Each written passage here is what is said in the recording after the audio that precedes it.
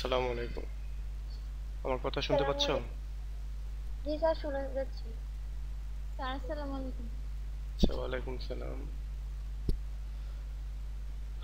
ওকে, দেখো আজকে তোমাদেরকে আমি গতদিনে রেটরিক প্রস্তুতি সব শেষ করে দিয়েছি। আমরা পরবর্তীতে আবার এগুলো নিয়ে পড়বো আর কি, এক্সাম দেবো বা তারপর প্র্যাকটিস করব। আপাতত তোমরা বুঝে রাখো এবং ওই অনুযায়ী কি বলে আমল করতে থাকো। বা আমরা কবিতা যখন পড়বো তখন কবিতাগুলো থেকে আমরা এগুলো নিয়ে আলোচনা করব এবং আমরা দেখব যে কবিতার ভেতরে কোথায় কোন ফিগার অফ স্পিচগুলো আছে সেগুলো। তো আজকে তোমাদেরকে আমি একটা কবিতা পড়াবো। আমরা আবার পোয়েট্রিতে ফিরে যাচ্ছি আর কি, পোয়েট্রিতেই আছি যদিও। পোয়েট্রি আরও কয়েকটা পোয়েট্রি আমরা পড়বো। সেটা হচ্ছে টু অটাম। টু অটামটা আমরা পড়বো আজকে। দেখো, টু অটামের টু অটাম লিখেছেন আমাদের জন কিটস। জন কিটস 1795 সালে তিনি জন্মগ্রহণ করেন এবং মাত্র 26 বছর বয়সে তিনি 1821 সালে মারা যান। আজকে 200 বছর আগে তিনি মারা যান। আচ্ছা, সো তিনি হচ্ছেন সবচেয়ে ইয়াংগেস্ট রোমান্টিক পোয়েট। রোমান্টিক এজের যে 5-6টা পোয়েট রয়েছে, যেমন William Wordsworth, S T. Coleridge, William Blake, Lord Byron, Percy Bysshe Shelley. এরপরে হচ্ছে এরপরে হচ্ছে জন কিটস। এই জন কিটস হচ্ছে সবচেয়ে ছোট। আমাদের যেরকম আমাদের একটা বাংলা সাহিত্যের একটা কবি রয়েছে না, সুকান্ত ভট্টাচার্য। ভট্টাচার্য কিনা জানি না, তবে সুকান্ত। সেই সুকান্ত যেরকম খুব অনেক কনিষ্ঠ, ঠিক এইরকমই সবচেয়ে কনিষ্ঠ ছিল এই রোমান্টিকদের মধ্যে এই জন কিটস। তো জন কিটস তিনি খুবই দরিদ্র ফ্যামিলির একজন লোক ছিলেন এবং লন্ডনে তার বেড়ে ওঠা। তিনি, তার বাবা মারা যায় 1805 সালে এবং তার মা 1810 সালে। এবং এই সময়টাতে তার খুব বাজে একটা অবস্থা হয়। সেই একই সময়ে তার হিজ ইয়াঙ্গার ব্রাদার, তার পুরো ফ্যামিলিটাই মূলত টিবিতে, যেটা ওই যে আমরা বলি যক্ষা রোগ, টিউবারকুলোসিস, এইটাতে তার ফ্যামিলি আক্রান্ত ছিল।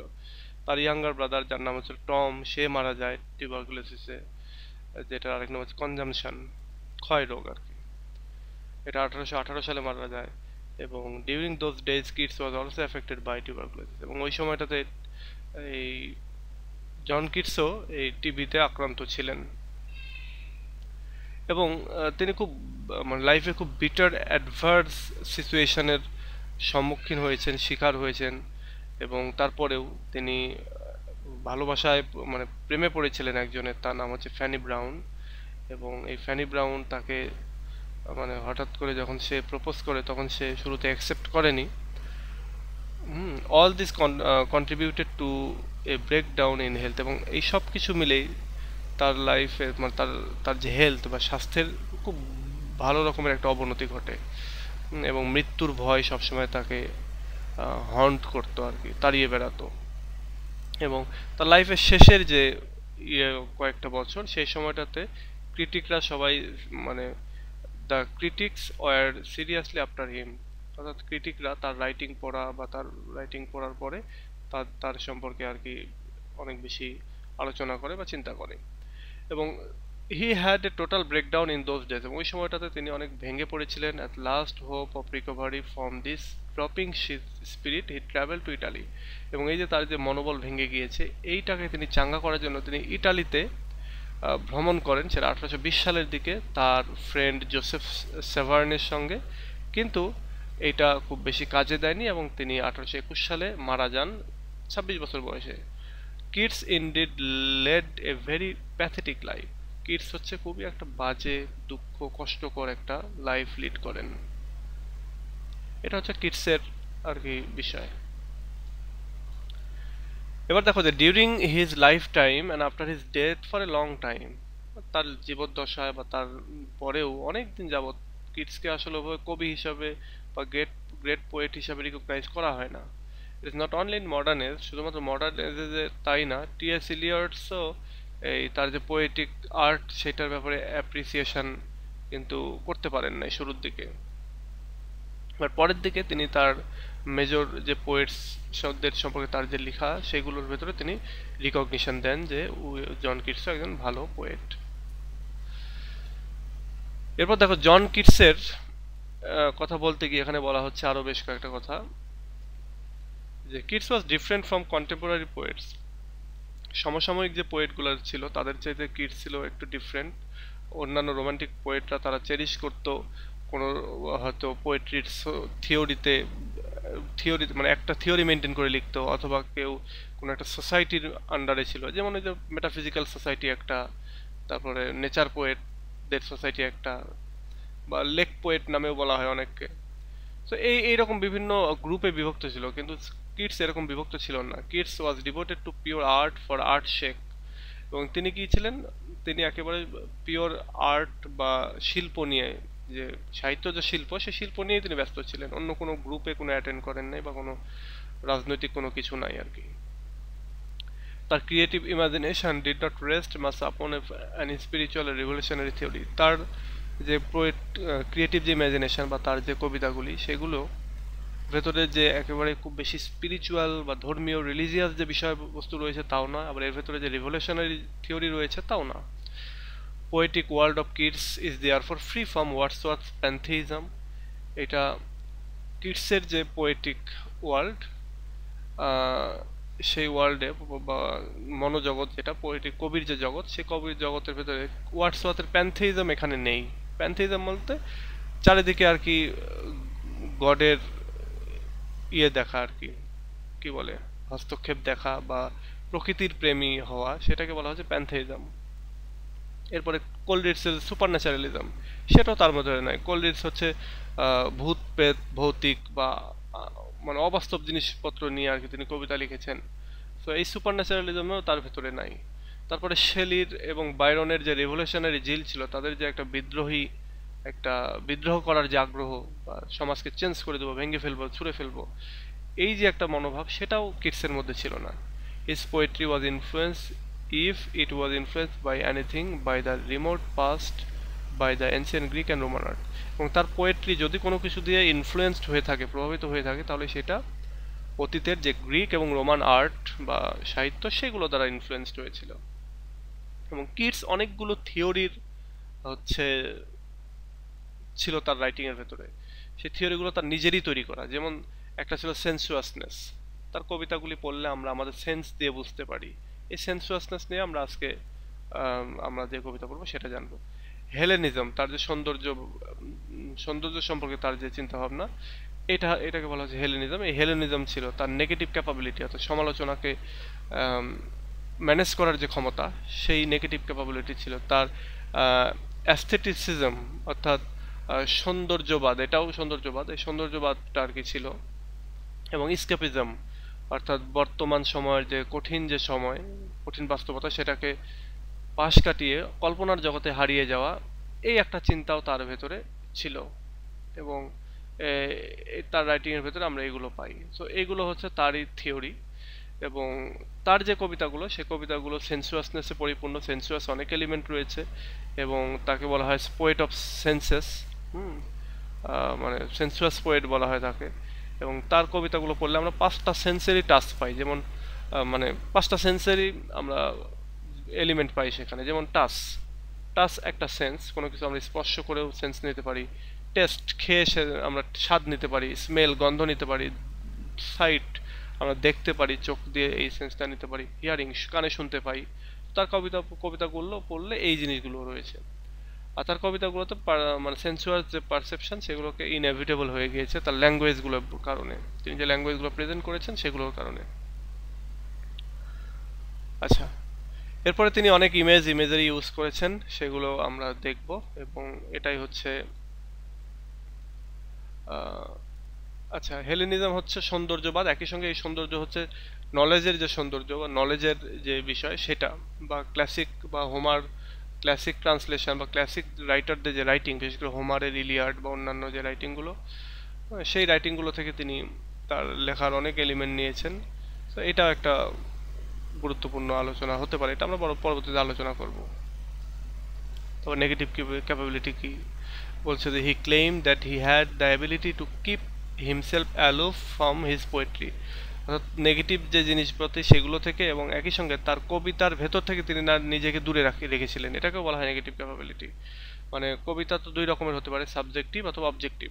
তিনি তার কবিতাগুলো সবসময়ের জন্য অবজেক্টিভ ওয়েতে লিখেছেন, মানে কবিতার ভিতরে তাকে খুঁজলে পাওয়া যাবে না, তিনি অন্য কিছু নিয়ে লিখেছেন সবসময়ের জন্য। সাবজেক্টিভ কবিতা হচ্ছে যেটাতে কবিরা তাদের নিজের সম্পর্কে লিখে, নিজের আবেগ ইমোশন প্রকাশ করে সেগুলো। তো এই নেগেটিভ ক্যাপাবিলিটি ছিল আর কি কবির মধ্যে, তিনি সবসময় অবজেক্টিভ কবিতা লিখতেন।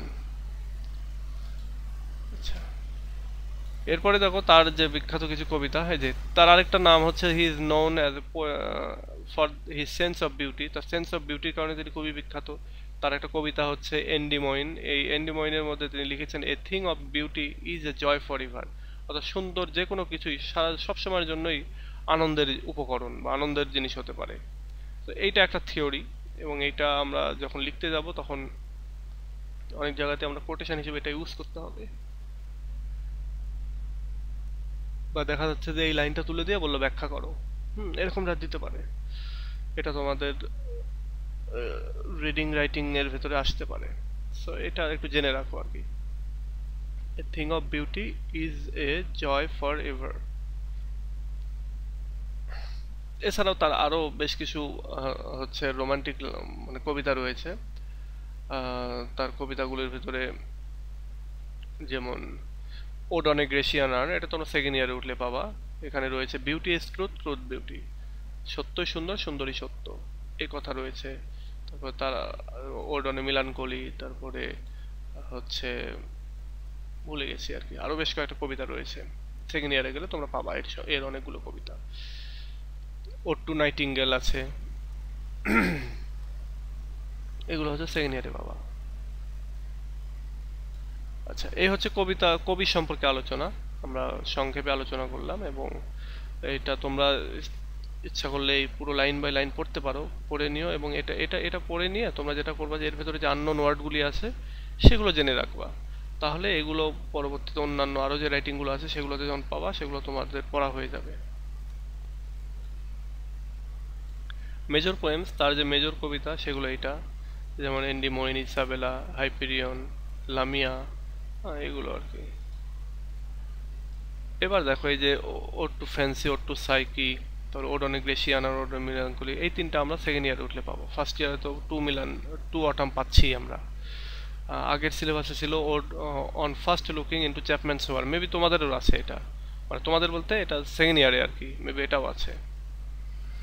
তো এই কয়েকটা জিনিস আমরা আমাদের সিলেবাসের ভেতরে পেয়ে যাব, তখন আমরা সেকেন্ড ইয়ারে উঠলে আরো ভালো জানতে পারবো। ফার্স্ট ইয়ারে আমাদের এইটা রয়েছে।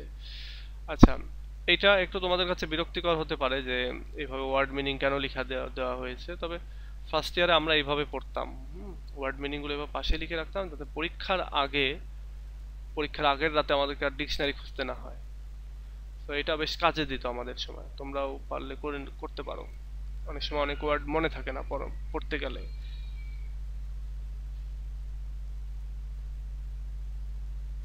আচ্ছা, তোমরা আসো তো না ঘুমাই গেলা?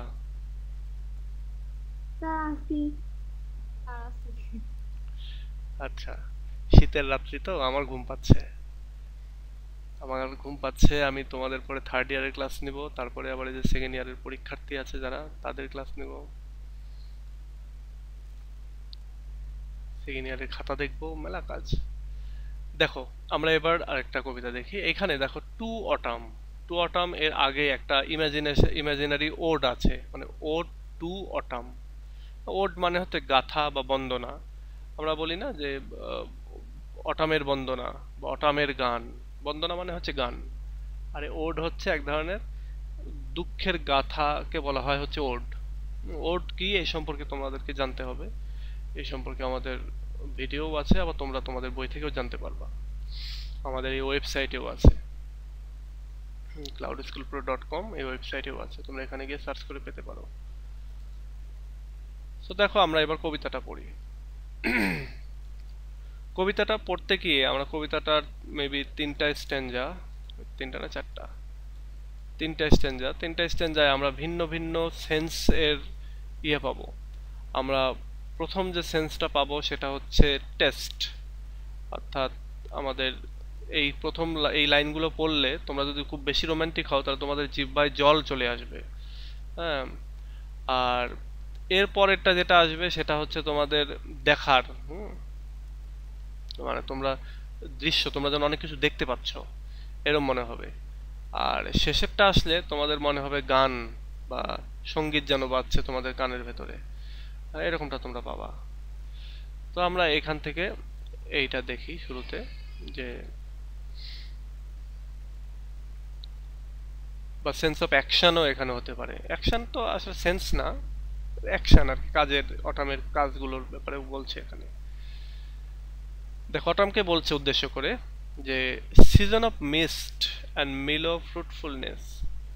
সিজন অফ মিস্ট বলতে কুয়াশার সিজন হচ্ছে অটাম, এবং মিলো বলতে পাকা, ফ্রুটফুলনেস মানে একেবারে কমপ্লিট হারভেস্টের যে সময় সেটা, বা গাছে ফল টল ধরে আছে এরকম একটা সময়ের কথা বলছে। যে এই অটামটা হচ্ছে একটা কুয়াশার সিজন, এবং যেই সময়টাতে গাছের ফলগুলি একেবারে পেকে টসটসে হয়ে থাকে আর কি।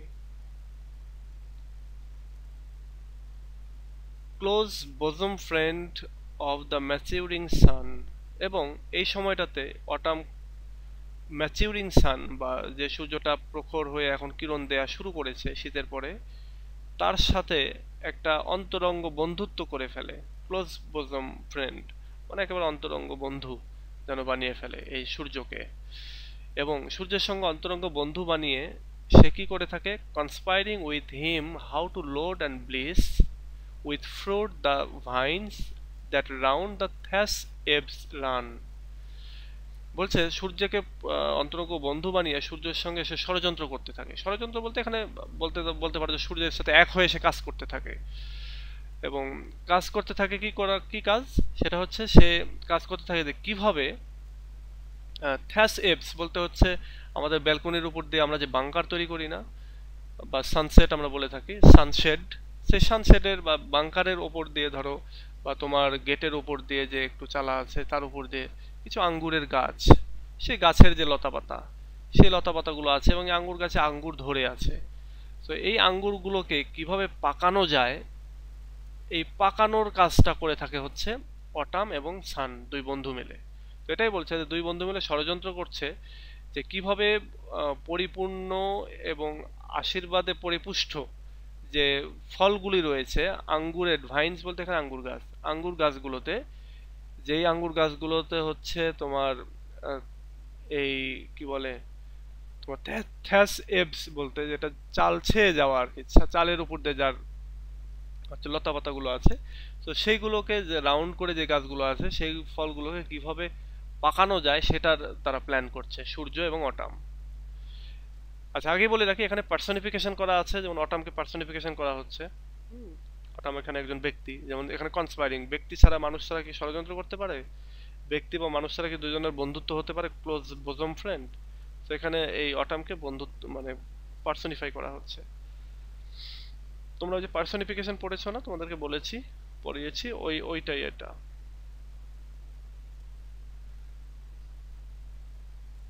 আচ্ছা,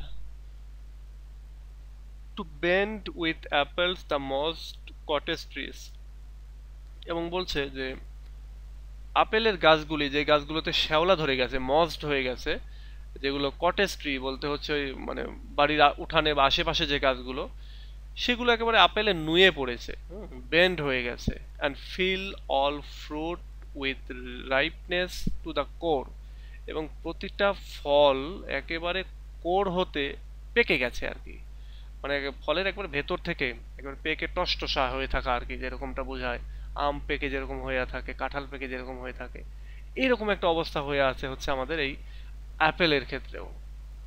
টু সুয়েল দ্য গ্রাউন্ড, আচ্ছা, to swell the gourd and plump the hazelnuts, এবং আরো কি করছে, ভেতর থেকে পাকিয়ে দিচ্ছে বা পুষ্ট করে দিচ্ছে, সুয়েল বলতে ফুলে ওঠা বা পুষ্ট করা, লাউ, যে লাউ গাছে যে লাউগুলো ধরে আছে, কুমড়াগুলো ধরে আছে, সেগুলোকে পুষ্ট করে দিচ্ছে, এবং ঝরে পড়ছে হ্যাজেল নাটগুলি, কাঠবাদাম যেগুলো, সেগুলোকে বলা হচ্ছে হ্যাজেল শেল, কাঠবাদামের যে চোচা যেগুলো থাকে আমরা বলি, মানে শাল, মানে এটা কি বলে এটা, কাটবার বাদামের যে খোল, যেটা আমরা বাদামটা ছিলে খাই আর কি, সেই খোলগুলো যেন ঝরে পড়ে যাচ্ছে।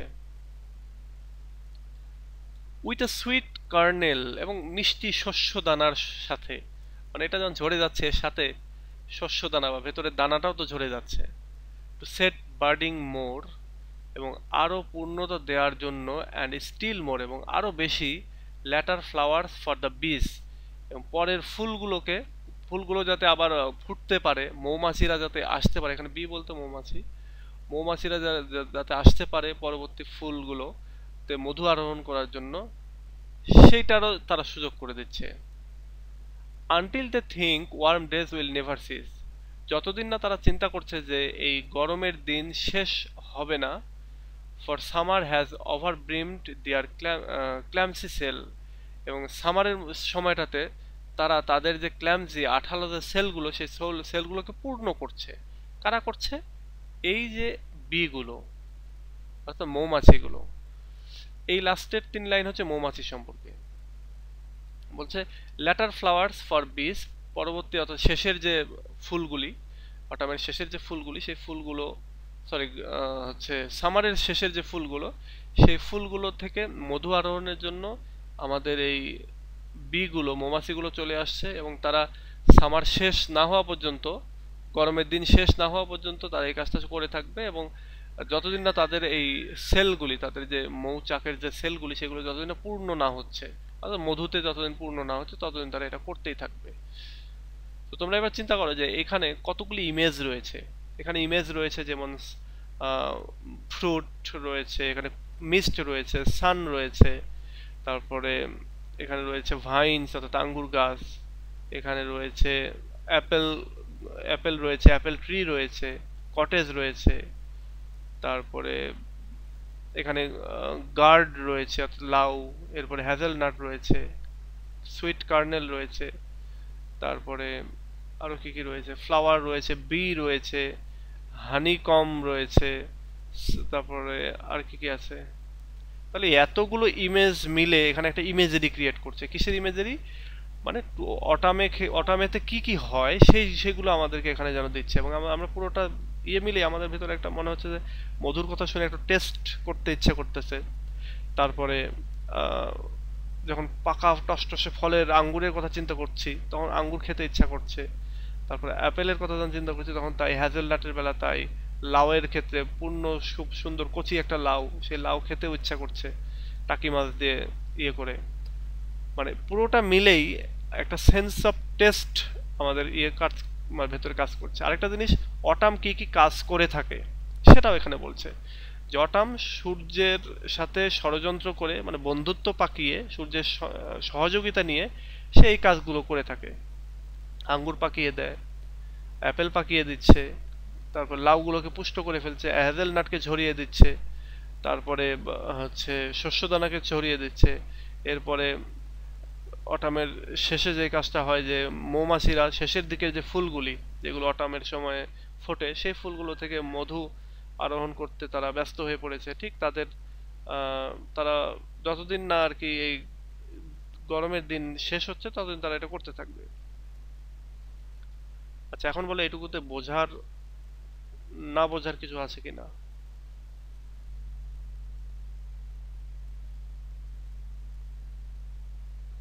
স্যার রাইম স্কিমটা একটু বলে দেন। এটা রাইম স্কিম, এটা রাইম স্কিম হচ্ছে সবার শেষের যে মিলগুলো সেগুলো, যেমন নেস, সান, তাহলে এ বি, ব্লিস এদের প্রথমটার সাথে মিলে যাচ্ছে, তাহলে প্রথম পরেরটাও এ, তারপরে সান রান, এই দুটো মিলছে, তাহলে তাহলে এই দুটো বি। তারপরে ট্রিস, আচ্ছা ট্রিস এটা একটু আলাদা, তখন এটা সি আমরা ধরবো। কোর, এটা আমরা ধরবো হচ্ছে ডি। তারপর সেলস, এটা আমরা আবার সি ধরবো। মোর, এটা আমরা ধরবো ডি। এরপর আবার বিস, সিজ, সিলস, সেলস, এই তিনটা আবার একরকম, তো এই তিনটাকে আমরা বলবো ই। স্যার আমি একটা জিনিস বুঝি না। বলো। স্যার এখানে ফার্স্ট স্ট্রেঞ্জার মধ্যে ফ্রুটফুলনেসের লাস্টে নেস আছে, এজন্য তাহলে আবার সেকেন্ড স্ট্রেঞ্জারতে স্টোর, স্টোর আর নেস তো মানে সেম সাউন্ড না, তারপরে স্টোরের ওইটা কেন হবে? কোথায় স্টোর? তো সেকেন্ড স্ট্রিং যাতে। ও, এটাতে আবার এ হচ্ছে তাই বলতেছো তো? জি স্যার। এটাতে এ হবে কেন? এটাতে এ হবে না তো। এটাতে আর এ হবে না। আর আরেকটা জিনিস, এই কবিতাগুলো যখন তোমার রাইম স্কিম বের করতে দিবে, তখন তোমার শুধু এতটুকুই দিবে। এই এত পুরোটাই, এই 3 লাইনের এই এতগুলো লাইন, এত 3টা স্ট্যান্জার, এই পুরোটা দিবে না। হয় এতটুকু দিবে, নইলে এতটুকু দিবে, নইলে লাস্ট স্ট্যান্জা দিবে। এই লাস্ট স্ট্যান্জা দিবে।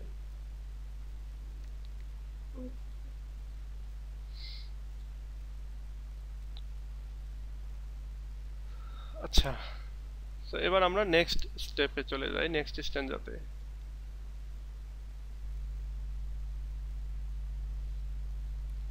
এবার অটামকে কোথায় কোথায় দেখা যায়, অটামকে কি কি করতে দেখা যায় সেগুলো বলছে। অটামের কথা বলছে যে হু হ্যাথ নট, এখানে হ্যাথ বলতে had, who had not seen the, oft বলতে অফেন, অ্যামিড দাই স্টোর, বলছে কে তোমাকে দেখেনি এই স্টোর বলতে শস্য যেখানে সংরক্ষণ করে সেই ভেন্ডর বা সেই গোলাকে বলা হচ্ছে স্টোর। তো সেই শস্যের স্টোরের ভেতরে কে তোমাকে দেখেনি। সামটাইমস হুএভার সিক্স অ্যাব্রোড মে ফাইন্ড, কেউ যদি কখনো বাড়ির বাইরে যায় তাহলে সে তোমাকে দেখতে পেতে পারে। আচ্ছা, may find the sitting careless on a granary floor, কেউ যদি বাড়ির বাইরে যায় তাহলে সে তোমাকে দেখতে পারে হয়তো যে তুমি বসে আছো একটা গ্র্যানারি ফ্লোরে। গ্র্যানারি ফ্লোর বলতে যেখানে ওই যে শস্য মাড়াই করা হয়। তোমরা যারা চলন বিল কখনো দেখেছো বা এমনি বিল অঞ্চলে গিয়েছো, তখন দেখেছো যে বিলের মধ্যেই ধান কেটে ওই বিলের ভেতরে একটা জায়গা পরিষ্কার করে ওখানে ধান মাড়াই করতেছে, সিদ্ধ শিখন করে নিয়ে ওখান থেকে চাউল একবারে মিল করলেন, চাউল মিলে নিয়ে চলে যাচ্ছে। তো এই ফ্লোরটাকে বলা হয় হচ্ছে গ্র্যানারি ফ্লোর, যেখানে শস্য সংগ্রহ করা হয়। তো বলছে এখানে যে কে তোমাকে দেখেনি, তুমি চালের গোলার মধ্যে যে থাকো, সে কে তোমাকে দেখেনি। অথবা কেউ যদি বাড়ির বাইরে কখনো খুঁজতে যায় তোমাকে, তাহলে সে অবশ্যই দেখবে যে তুমি গ্র্যানারি ফ্লোরের উপরে কেয়ারলেসলি বসে আছো।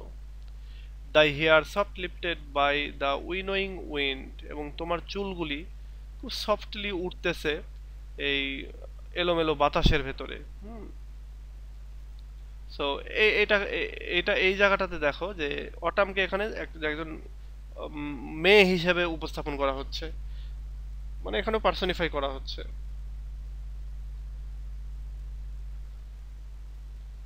Or on a half-rib furrow sound asleep, drowse with the fume of poppies, বলছে অথবা অর্ধকর্ষিত। অর্ধকর্ষিত বলতে এখানে হাফ রিপ্ট বলতে যে জমির ভেতর দিয়ে লাঙ্গল দেওয়া হয়, লাঙ্গল তোমরা দেখেছো কিনা আগেকার গরুর যে লাঙ্গল, গরুর বা কাঠের যে লাঙ্গল, সেটা দেখেছো কিনা সেটার কথা বলছে। যে সেই লাঙ্গলের যে ফাল যেদিক দিয়ে যায় হাফ রিপ্ট অবস্থায় থাকে। হয়তো সেকেন্ড টাইম লাঙ্গল দিতে গেলে জমিতে 2বার করে চাষ দিতে হয়। তো প্রথমবার চাষ দেওয়ার সময় তুমি ওই লাঙ্গলের ফাড়োর ভিতরে, অর্থাৎ ওই লাঙ্গলের যে যেদিক দিয়ে মাটিটা গর্ত হয়ে হয়ে গেছে আর কি, তার ভেতরে তুমি অ্যাসলিপ হয়ে থাকো, ঘুমিয়ে থাকো। সো এটাও কে দেখেনি,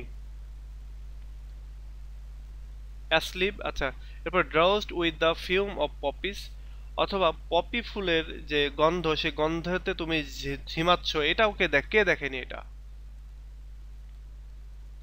আচ্ছা, তোমাদেরকে একটা তথ্য দিই, এই পপি ফুল দিয়ে মূলত হেরোইন বানানো হয়। আচ্ছা, এই পপি ফুল দিয়ে মূলত হেরোইন বানানো হয়, এবং বলছে যে এই পপি ফুলের যে গন্ধ, সে গন্ধে যে তুমি ঝিমিয়েছো, এটা কে দেখেনি। হোয়াইল দাই hook spears the next swath and all its twined flowers। আচ্ছা, টুইন ফ্লাওয়ার্স। আচ্ছা, হোয়াইল দাই হুক, যখন তুমি আঁকড়ে ধরেছো, স্পেয়ার্স দ্য নেক্সট সোয়ান, অর্থাৎ শস্যের এক গোছা থেকে আরেক গোছা, এক শস্য থেকে আরেক শস্যতে যখন তুমি ধরেছো, এটাকে দেখেনি। অ্যান্ড অল ইটস টুয়াইন্ড ফ্লাওয়ার্স, এবং এর যে সমস্ত যে ঝরে পড়া বা ঢলে পড়া যে ফুলগুলি, সেগুলো যে তুমি ধরেছো, এটা কে দেখেনি। অ্যান্ড সামটাইমস লাইক এ গ্লিনার দাও ডোস্ট কিপ, এবং মাঝে মাঝে তোমাকে শস্য কুড়ানির, গ্লিনার বলতে যে ওই যে অনেক সময় দেখা যায় যে তোমরা যদি পিওর গ্রামে কখনো দেখো যে জমিতে ধান কাটা হচ্ছে, এর পেছনে কিছু মানুষ ধান, অনেক অনেক ধান হয়তো ইঁদুরে কাটেছে, তারপরে ঝরে পড়েছে, এগুলোকে অনেক ধান অনেকে খুঁটে খুঁটে নেয় আর কি, কালেক্ট করে। তো এই অবস্থায় তোমাকে কে দেখেনি, তুমি তো এটাও করেছো, শস্য কুড়িয়েছো।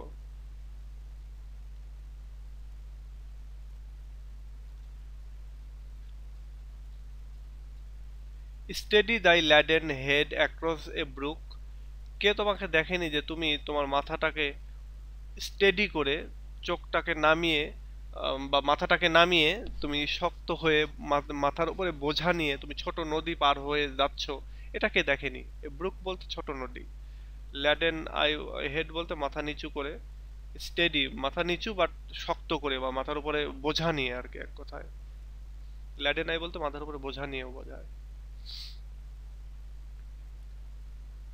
Or by a cider press, অথবা কোনো একটা সিডার প্রেসে, মানে যেখানে আপেল থেকে রস বা জুস বের করা হয় যে যন্ত্র দিয়ে, সেটাকে বলা হয় cedar press.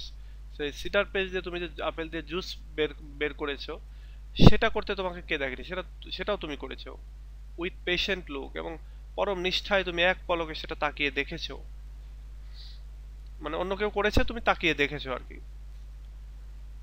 Thou wast the last oozing hours by years, তুমি দেখেছো, তোমাকে দেখতে পাওয়া যায়, দা ওয়াস্ট তোমাকে দেখতে পাওয়া যায়, দ্য লাস্ট ওজিং আওয়ার মানে লাস্ট ওজিং বলতে শেষ আর কি, তো শেষ মুহূর্তের যে ঘন্টা বাই আওয়ার, সেই মুহূর্তেও তোমাকে দেখতে পাওয়া যায়।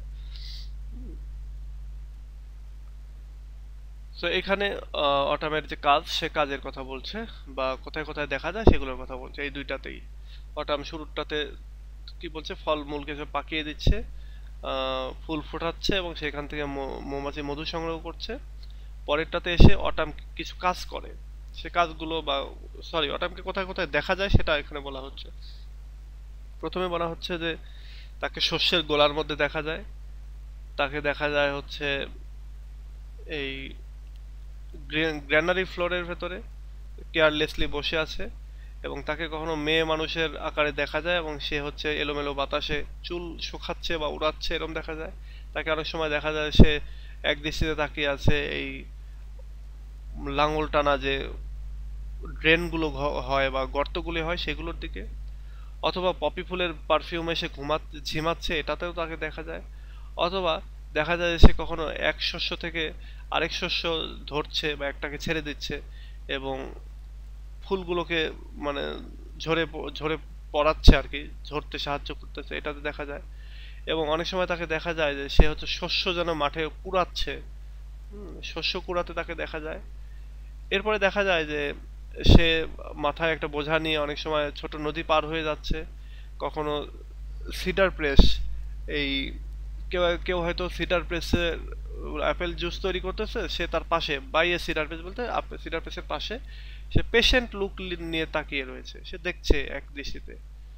Thou watchest the last oozings hours by hours, এবং ঘন্টার পর ঘন্টা ধরে তুমি লাস্টের যে শেষ সময়টা, যে সময়টাতে তোমার দিনের শেষ বা বছরের শেষ বা তোমার যে যে লাইফ স্প্যান, সেই শেষটাও সময়টাতেও তুমি দেখতে থাকো আর কি, তোমাকে দেখা যায়। দা ওয়াস্ট বলতে তোমাকে দেখা যায়।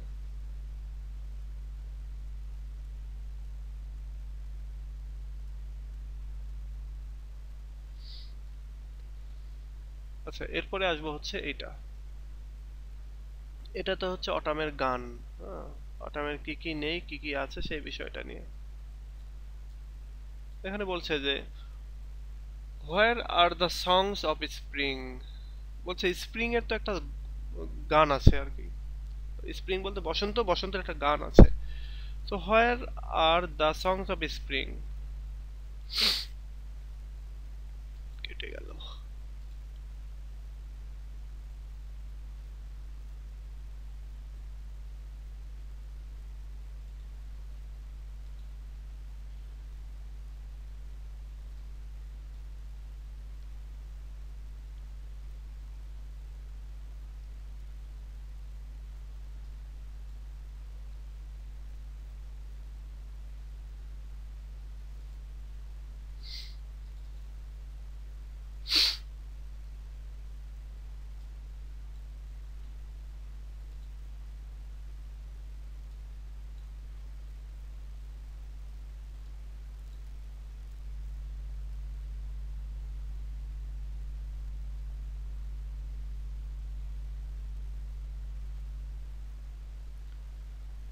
আচ্ছা, ওকে। এবার দেখো এই স্ট্যান্ডাতে বলা হচ্ছে যে এই অটামের কি কি গান রয়েছে সেই গানের কথা বলা হচ্ছে। শুরুতে একটা কোশ্চেন করা হচ্ছে, where are the songs of spring. বলছে যে বসন্তের তো গান আছে, সে বসন্তের গানগুলো কোথায়, মানে বসন্তের মতো তোমার গানগুলি কোথায়, বসন্তের যেমন গান আছে তোমার গানগুলি কোথায়। আই হোয়ার আর দাই, বলছে আহা, আহ, তোমার কোনগুলো তাহলে, বসন্তের তো গান আছে, তো তোমার গান কোনগুলো। এরপরে আবার সান্ত্বনা দিচ্ছে কবি যে থিঙ্ক নট অফ দেম, তুমি চিন্তা করো না তোমার গান নেই এই ভেবে, দাও হ্যাস্ট দাই মিউজিক টু, তোমারও মিউজিক রয়েছে। হোয়াইল বেয়ার্ড ক্লাউডস ব্লুম দাই সফট ডাইং ডে, যখন মেঘে ঢাকা একটা হচ্ছে কি বলে সানি ডে, যখন ডাইং ডে হয় আর কি, মানে শেষ হয়। ডাইং ডে বলতে একটা দিনের মৃত্যু বলতে সূর্য অস্তের সময় আর কি। তো বলছে মেঘে ঢাকা একটা, আচ্ছা সরি, এখানে বেয়ার বলতে তো খালি, তো এখানে মেঘবিহীন একটা সানি ডে যখন শেষ হয়, and touch the stubble plains with rosy hue, এবং যখন টাচ করে স্টাবল প্লেইনস অর্থাৎ খড় বা গাছগাছালির যে সমান্তরালে যখন হচ্ছে একটা সূর্য আসে, মানে সূর্য ডুবতে গেলে আমরা দূরে দেখতে পাই কি গাছের নিচ দিয়ে যেন নেমে চলে গেল। হ্যাঁ, তো গাছগাছালির পরে তো আর আমরা দেখতে পাই না, যার জন্য এটি বলছে যে গাছগাছালি বা খড়ের যে গাদা বা খড়ের যে পালা আমরা যেটাকে বলি পোয়াল পালা আমরা বলি আমাদের নাটোরের ভাষায়। তো এই খড়ের পালার হচ্ছে টাচে যখন আমরা দেখতে পাই উইথ রোজি হিউ, যখন আমরা গোলাপি হিউ বা আভা বা রং দেখতে পাই, দেন তখন ইন এ ওয়েলফুল চয়র, তখন দুঃখে ভরা একটা গান গায় দ্য স্মল জিনার্স মর্ন, এবং তখন ছোট ছোট যে ডাঁশপোকা, ডাঁশপোকা তোমরা চেনো কিনা, ডাঁশপোকা হচ্ছে গরুর গায়ে এক ধরনের মাছি বসে, বড় বড় মাছি, সেটাকে বলা হয় ডাঁশপোকা। সো সেই ডাঁশপোকাগুলো সেই সময় কান্নাকাটি শুরু করে দেয়, বা আমরা অনেক এই জেনার্স বলতে আমরা অনেকগুলি জিনিসকে বুঝি, যেমন ধরো সন্ধ্যাবেলা আমরা আমাদের নাটোরের ভাষায় বলি ঘুগরি, ঘুগরি নামে একটা পোকা দেখবা গ্রামে খুব মানে ডাকাডাকি করে সন্ধ্যাবেলা। সো সেই পোকাটার কথা বলা হচ্ছে যে সেই পোকাগুলি সন্ধ্যাবেলায়, মানে এখানে বলছে যে যখন রোজি হিউ বা সূর্য যখন ডুবে যায় সেই সময় একটা ওয়েলফুল চয়ার দ্য স্মল জিনার্স মর্ন, একটা দুঃখে ভরা গান নিয়ে এই ছোট ছোট যে ডাস পোকাগুলি বা এমনি পোকামাকড়গুলি তারা মর্ন করে বা বিলাপ করে, দুঃখের গান গায়। অ্যামং দ্য রিভার সোয়ালোস ব্রন অ্যালোফ, এবং যেই রিভারগুলি রয়েছে সেই নদীগুলোর আশেপাশে চড়ুই পাখি বা বাবুই পাখি তারা গান গায়। বর্ন অ্যালোভ, খুবই আওয়াজ করে, খুব জোরে জোরে করে এটা আওয়াজ করে তারা। আর sinking as the light wind lives or dies, এই যে সিঙ্কিং অ্যাজ দ্য লাইট, এখানে দেখো একটা সিমিলি রয়েছে, এই যে অ্যাজ দিয়ে উদাহরণ দিয়ে বলছে। আর sinking as the light wind lives or dies, অথবা হারিয়ে যায় as the light wind, light wind বলতে হচ্ছে ব্রিজ আর কি, যেটা মৃদুমন্দ বাতাস, হালকা বাতাস, সেই বাতাসের কথা বলছে। Sinking as the light wind lives or dies, অর্থাৎ কখনো জেগে ওঠে আবার কখনো থেমে যায়, মাঝে মাঝে বাতাসগুলো যখন খুব জোরে বয় আবার খুব যখন থেমে যায় তখন একটা মৃদুমন্দ আওয়াজ হয়, সেই আওয়াজের কথা বলছে। And full grown lambs loud bleat from hilly bourns, এবং পরিপূর্ণ বয়স্ক বা অ্যাডাল্ট যে হচ্ছে ল্যাম্প রয়েছে, ভেড়াগুলি রয়েছে, তারা ব্লিড করে, তারা ডাকাডাকি করে পাহাড়ের পাদদেশ থেকে, তীক্ষ্ণ আওয়াজে তারা ডাকাডাকি করে। Hedge cricket sing, hedge cricket বলতে ঝোপঝাড়ের ভেতরে যে ক্রিকেটগুলি থাকে অর্থাৎ পোকামাকড়গুলি থাকে, তারাও গান গায়। And now with tribal soft, এবং তারা তখন গান গায় খুবই তীক্ষ্ণ এবং খুবই সফট আওয়াজ দিয়ে আর কি গানগুলো গায়। The red breast whistles from the garden croft, এবং লাল পাখি, লাল হচ্ছে বুকওয়ালা যে পাখিগুলো আর কি, অনেক রেড ব্রেস্ট, এটা আমাদের দেশে কম বাট ইংল্যান্ডে প্রচুর। তো বলছে এই রেড ব্রেস্ট পাখিগুলো হুইসেল দেয়, ডাকাডাকি করে গার্ডেন ক্রপ থেকে, গার্ডেনের কর্নার থেকে বা গার্ডেনের ভেতর থেকে। And gathering swallows twitter in the sky, এবং সোয়ালো পাখিগুলো যারা মানে চড়ুই পাখি বা বাবুই পাখি, এরা কি করে হচ্ছে টুইটার করে, মানে ডাকাডাকি করে আকাশ থেকে এক জায়গায় হয়ে, মানে আকাশের কোনো এক জায়গায় থেকে এক জায়গায়, হয়তো সেটা গাছের কোনো এক জায়গায় বা বাড়ির যে কোনাকাঞ্চিতে যে বাবুই পাখিগুলো থাকে সেগুলোর কথা বলছে, যে তারাও ডাকাডাকি করে। আচ্ছা, এবার দেখো যে এই পুরো এই যে এতগুলোর কথা বলছে বলছে এগুলোই হচ্ছে তোমার গান। এটা আমাদেরকে বুঝে নিতে হবে যে এগুলোই হচ্ছে তোমার গান। বলছি স্প্রিং এর সং কোথায়? হ্যাঁ, তো স্প্রিং এর সং তো আছে, ঠিক আছে, কিন্তু তোমার গুলো কোথায়? হোয়ার আর দে? হ্যাঁ, তোমার হোয়ার আর দে, তারা কোথায় এখন? থিঙ্ক নট, ওইগুলোর স্প্রিং এর কথা চিন্তা করো না। দাও হ্যাজ টু মিউজিক, তোমারও গান আছে। তোমার গান কোনগুলো? এই যে যখন সূর্য ডুবে যায় তখন সেই সময় যে যখন আকাশে রোজি হিউ ওঠে, সেই সময় যে ছোট ছোট দাস পোকাগুলো যে বিলাপ করে, তারপরে নদীতে যে সোয়ালো পাখিগুলো যে গান গায় বা ডাকাডাকি করে, তারপরে এই যে মৃদুবন্ধ বাতাস যেগুলো কখনো জোরে বয়, পতপত যে আওয়াজ হয় বাতাসের সেটা, এরপরে পরিপূর্ণ বয়স্ক যে ভেড়াগুলি তারা যে ডাকাডাকি করে সেই ডাক, তারপরে হেস ক্রিকেটের ডাক, এরপরে রেড ব্রেস্ট পাখিদের হুইসেল, এবং সোয়ালো পাখি যখন সন্ধ্যার সময় আকাশে সেটা গাছে হোক বা বাড়ির কোনাকাঞ্চিতে হোক সেখানে তারা এক জায়গায় হয়ে যায় ডাকাডাকি করে, এই সবগুলোই মূলত তোমার গান। এখানে অটমকে আর কি এক ধরনের সান্ত্বনা দেওয়ার একটা প্রচেষ্টা। আচ্ছা, তো এই হচ্ছে কবিতা। এখন বলো তোমাদের কোনো কিছু জানার থাকলে।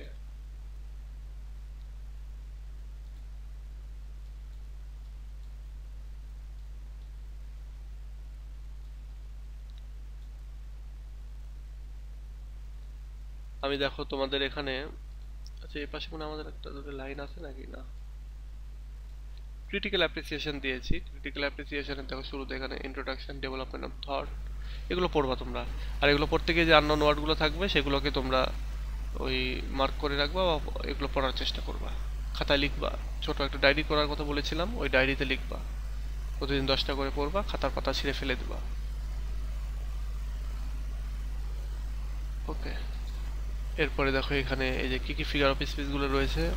অটামকে পার্সনিফাই করা হচ্ছে। এরপরে মিস্ট অফ মিলো ফ্রুটফুলনেস, দেখো এম এম এফ এফ, এরপরে এল আছে, এল মিলোর এল। হ্যাঁ, সো এগুলো এই যে বলা, এই যে এখানে বলে দিচ্ছে এম এফ এল, এগুলো রিপিট করা হয়েছে। সো এটা হচ্ছে অ্যালিটারেশন। ওনোম্যাটোপিয়া হচ্ছে with fruit that vines that round the thatch a run, মানে এটা দিয়ে আমরা যে ফলের যে একটা স্বাদ, সেই স্বাদটা, সেই টেস্টটা আমরা পেয়ে যাচ্ছি, সেটাকে ফিল করতে পারছি। সো এটা ওনোম্যাটোপিয়া। অ্যালিটারেশন আরেকটা রয়েছে এখানে দেখো, fill all fruit. Fill all fruit এটা হচ্ছে একটা অ্যালিটারেশন, এল এবং এফ রয়েছে। তারপর এই জায়গাটাতে অ্যালিটারেশন রয়েছে, টু সুয়েল দ্য গ্রাউন্ড, আচ্ছা swell the gourd and plump the hazel shells. এখানে দেখো এল এল এল, তারপরে এল ডাবল এল, এতগুলি এল রয়েছে। এরপর এখানে রয়েছে আবার হচ্ছে ওনোম্যাটোপিয়া। দেখো ওনোম্যাটোপিয়া আমরা যেটা বলেছিলাম যে ওয়ার্ড শুনে আমাদের স্বাদের কথা মনে আসবে। এখানে দেখো যে হানি, হানি তাদের যে সেলগুলো সেগুলো ওভার ব্রিমড করে কি দিয়ে? মধু দিয়ে। তো মধুর কথা চিন্তা করলেই তো আমাদের অনেকেরই মধু খাইতে ইচ্ছা করে, তো এটা একটা ওনোম্যাটোপিয়া।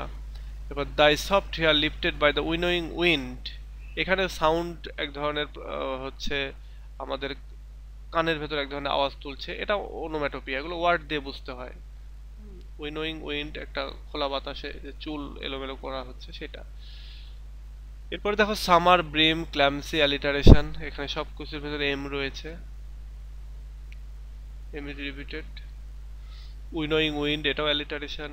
তারপর ওজিং আওয়ার্স বাই আওয়ার্স, এখানে ও তারপরে আবারও দুইটা ও এর উচ্চারণ, এটাকে অ্যাসুরেন্স বলে। Is repeated, S is repeated, এজন্য অ্যাসুরেন্স বলা হচ্ছে। আর অলসো ওনোম্যাটোপিয়া, এটা কেবল ওনোম্যাটোপিয়াও বলা হয়ে থাকে। আচ্ছা আমরা এখানে দেখব অ্যালিটারেশন, ওনোম্যাটোপিয়া, তারপরে সিমিলির কথা বলেনি, তবে সিমিলি আছে এখানে, সিমিলি আছে, তো সিমিলিটাও তোমাদেরকে উল্লেখ করতে হবে।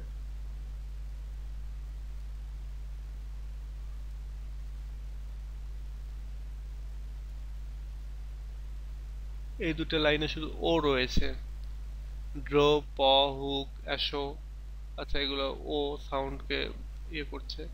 এবার এইটাতে full, grown, lamb, loud, bleat, hilly, এগুলো সব এল রয়েছে।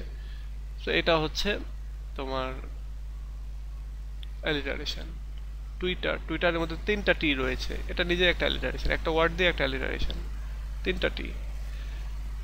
আচ্ছা, সো এইগুলো নিয়ে আলোচনা তো করতে হবে। অ্যাসুরেন্স আর অ্যালিটারেশনের মধ্যে পার্থক্য কোথায়? অ্যালিটারেশন আর অ্যাসোনেন্সের ভেতরে তোমার অ্যাসোনেন্সটা আমি ভুলে গেছি, এটা মেবি কনসোনেন্ট আর ইয়ের ভেতরে, ভাওয়েল সাউন্ডের ভেতরে। এখানে ও দেখি, আরেকটা এখানে দেখি, আরেকটা অ্যাসোনেন্স, ডাব্লিউ আই, উই, মানে এখানে ভাওয়েল সাউন্ডের যে বিষয়টা সেটা, হ্যাঁ। এই যে এখানে ওই, তারপরে ওইখানে আছে ওর ও, এইটাতে বলা হচ্ছে যে আহ, আচ্ছা এটাতে তো অ্যালিটারেশন বলছে, অ্যাসোনেন্স কোথায় দেখলাম? ওকে, আমি অ্যাসোনেন্স সম্পর্কে একটু দেখে তোমাদেরকে বলছি।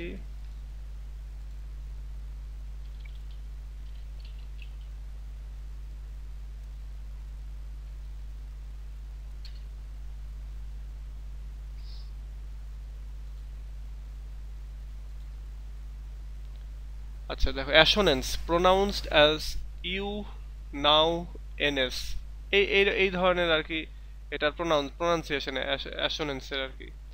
তো is the repetition of the same or similar vowel sound, এই যে যেটা বলছিলাম যে ভাওয়েল সাউন্ডের আর কি ইয়া হবে উইদিন ওয়ার্ডস, একটা ওয়ার্ডের ভেতরে, ফ্রেজ অথবা সেন্টেন্সের ভেতরে সিমিলার ভাওয়েল সাউন্ডের এখানে ইয়ে আসবে। সো এখানে দেখো অনেকগুলো এক্সাম্পলও আছে, যেমন কই অ্যাসোনেন্স কই, এই দেখো ড্যাফোডিল, এটা আমরা যখন পড়েছি এখানে অ্যাসোনেন্স রয়েছে, এ হোস্ট অফ গোল্ডেন ড্যাফোডিলস, এই যে ও, সবগুলোতে ও রয়েছে। হুম, তো এখানে ভাওয়েল সাউন্ডের রিপিটেশন ঘটেছে। টাইগার, টাইগার বার্নিং ব্রাইট, হ্যাঁ, in the forest of the night. Tiger, এখানে ওয়াই থাকলেও এটা কিন্তু সাউন্ড হচ্ছে আই এর সাউন্ড হচ্ছে টাইগার, তারপরে ব্রাইটের ব্রাই, তারপরে ইন, তারপরে ফরেস্টের ই, তারপরে এখানে আবার এন এর আই, এইগুলো এইগুলো সবগুলোই হচ্ছে রিপিটেশন অফ আই সাউন্ডের, এই যে এখানে বলেই দিচ্ছে।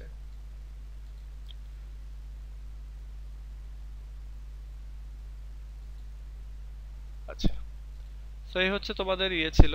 আর কবিতাটা অবশ্যই এটা একটা অবজেক্টিভ কবিতা, কারণ এখানে অটাম নিয়ে বলা হয়েছে, এখানে কবি তার নিজের কথা কিছুই বলেননি। তো এটা একটা অবজেক্টিভ কবিতা। থিম হচ্ছে অবশ্যই nature, nature theme, nature, natural element বা অ্যাসপেক্ট।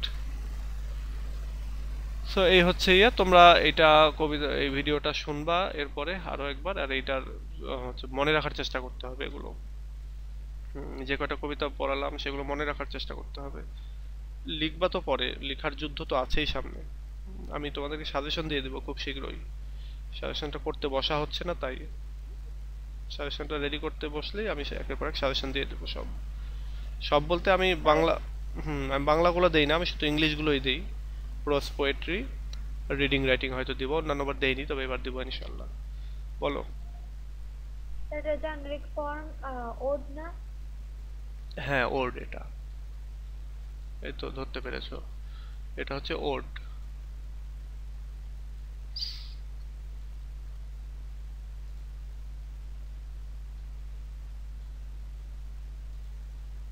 এই যে এখানে দেখো ওর্ড। স্যার, হুম, স্যার আমাদের কলেজ থেকে যে সেট সাজেশন কিনতে বলতে। বলতেছে। জি স্যার, মানে 12 তারিখে একটা পরীক্ষা নিবে তো, মানে মডেল টেস্ট পরীক্ষা। তোমাদের কলেজের নাম কি, কোন জায়গায় এটা? স্যার জামালপুর সরকারি আশিক মাহমুদ কলেজ। জামালপুর, আচ্ছা বুঝতে পেরেছি। তোমাদেরই মন্ত্রী ছিল নাকি জি স্যার। তোমার এই যে একটা মন্ত্রী কিছুদিন আগে পদত্যাগ করলো না, মুরাদ, তোমাদের ওখানকারই ছিল? জি স্যার, আমাদের ওই যে সরিষাবাড়ির ওই দিকে। আচ্ছা আচ্ছা। যাই হোক, তোমরা তো একেবারে তাহলে ময়মনসিংহের উপরে, তাই না? জি বর্ডার স্যার। এলাকা। আচ্ছা, যাই হোক। তোমাদের ওইখানে শুধু তোমাদের টিচাররাই না, সারা বাংলাদেশের সবাই বলবে যে সেট সাজেশন ইউজ করার জন্য। কারণ সেট সাজেশনে ধরো দেয়া আছে 5টা কোশ্চেনের জন্য তোমাকে পড়তে হবে, দেয়া আছে 25টা। তো ওর ভেতরে তো কমন পড়বেই, ওর বাইরে আর কি থাকে? তো ব্যাপারটা হচ্ছে এই যে সেট সাজেশন পড়লে ওর ভেতরে সবই থাকে। তো তোমরা ওটা নিতে পারো আর কি। আর আমি নিজেও সাজেশন দেব। আর সেট সেট সাজেশন নিলে আরেকটা উপকার হবে, যেটা হচ্ছে তোমার ব্রিফ গুলো ওর ভেতর থেকেই পেয়ে যাবা। ব্রিফ গুলো ওর ভেতরে পেয়ে যাবা। আর ব্রড গুলো তোমরা পাবে। ব্রড গুলো ওই ইয়েতেই থাকে আর কি, ফ্রেন্ডস এর সঙ্গে মিলে যায়। ফ্রেন্ডস এর সঙ্গে পেজের নাম্বার দেয়া থাকে যে অমুক পেজে আছে। তো তোমরা ওইটাও ওইটা কিনে দেখতে স্যার পারো। সেকশন সাজেশন তো আগের বছরের কোশ্চেন গুলা না? না, সেট সাজেশন হচ্ছে প্রশ্ন ব্যাংক, হ্যাঁ, আগের বছরের থাকে এবং বর্তমান আগামীতে তোমরা যে পরীক্ষা দিবে সেটার সাজেশন বের করে। তো এখনো সেটা বের হয়নি আর কি। সেট সাজেশন যেটা তোমাদেরকে কিনতে বলেছে সেটা লাইব্রেরিতে খোঁজ করে দেখো, আমার জানা মতে এখনো বের হয়নি। স্যার আমি ছবি দেখছিলাম বের হয়েছে, কিন্তু আমাদের এদিকে লাইব্রেরিতে এখনো আসেনি, এমনিতে বের হয়েছে। আচ্ছা আচ্ছা, তাহলে তোমরা ওটা কিনে নিতে পারো। কিনে নিতে পারো। আর হচ্ছে আমি তো এবছর হচ্ছে সাজেশন বের করবই। বের করবো বলতে আমাদের এই ওয়েবসাইটে দেয়া থাকবেই, তোমরা এখান থেকেও নিয়ে পড়তে পারবা।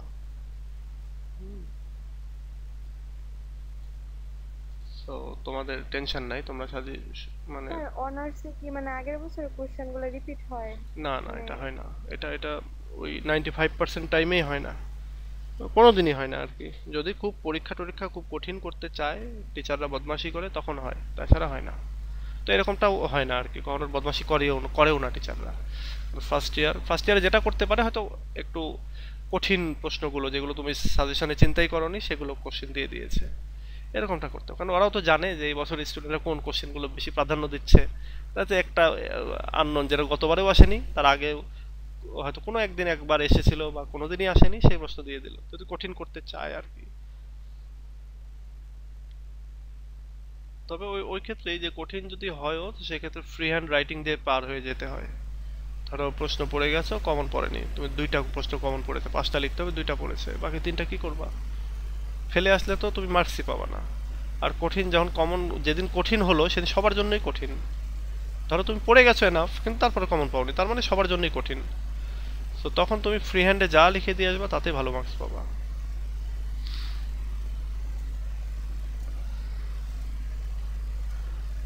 সো ঠিক আছে, আজকে এ পর্যন্তই। তবে আমি তোমাদের গ্রুপটা নিয়ে চিন্তিত, কি জন্য তোমাদের গ্রুপে অনলি 9 জন।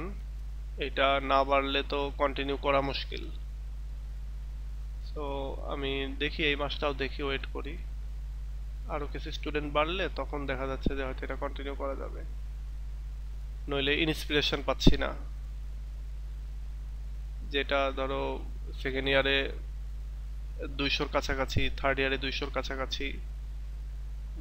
আমাদের নিউ সেকেন্ড ইয়ার যেটা এবার, তাদেরও প্রায় 50-এর কাছাকাছি। আর এমনি তো 30 জনের কমে আমি স্টার্ট করি না, তবে এবার করলাম আর কি, তোমরা অনেকেই বলছিলা, এই জন্য করলাম। তো ঠিক আছে, আমরা নেক্সট ক্লাসটা সামনের দিনে আবার নেব। এবং সামনের দিন বলতে শনিবার মেবি তোমাদের আবার নেক্সট ক্লাস। তো সেই পর্যন্ত সবাই ভালো থেকো, আল্লাহ হাফেজ। স্যার আসসালামু আলাইকুম। আচ্ছা, ওয়ালাইকুম আসসালামু আসসালাম। আলাইকুম।